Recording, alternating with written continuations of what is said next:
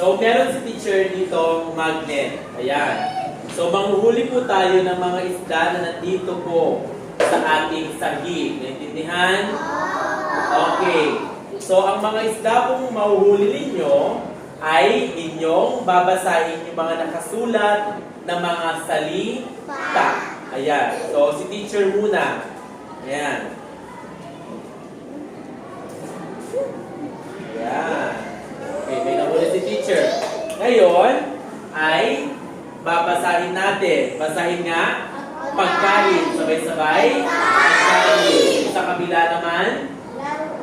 Laruan. Ulit. Laruan. Okay. Isa lang po ang inyong huhulihing isda. Naintindihan? Isa lang ang huhulihing isda. At babasahin ng malakas. Okay? So, okay. Anong basa? Matamis. Yung kabila? Mabuti. Very good. Palakpakan.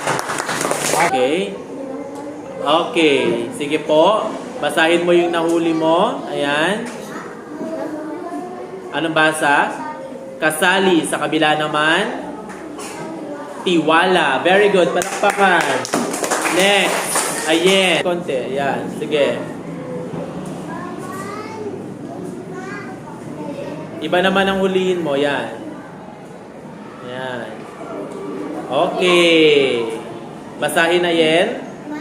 Masama. Bintana. Palakpakan. Next.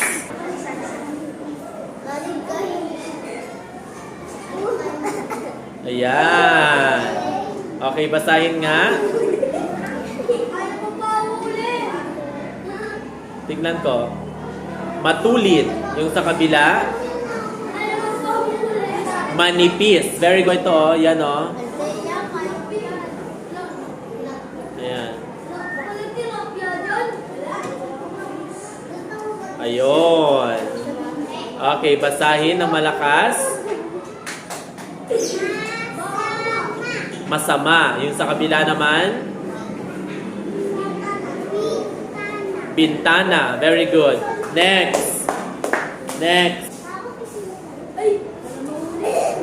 Okay. Basahin ng malakas. Mataba sa kabila. Ha? Malinit. Madami pa mga isda, oh. Ayun pa, oh. Oh, go. Basahin. Pagkain sa kabila. Laro.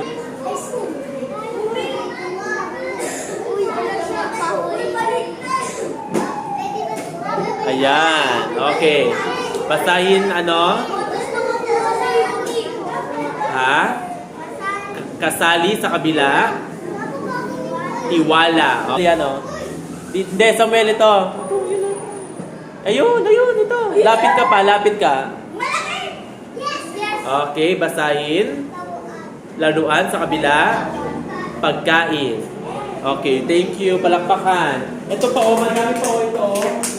Okay. Yung mga salita, ha?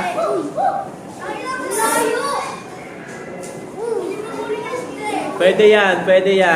Sige, hilahin mo. Sige. Yan, malapit na. Anteya, layo dyan. Okay. Oh. Sige, pakita mo sa klase mo. Ano basa dyan? Malakas. Huwag niyong turuan sa kabila.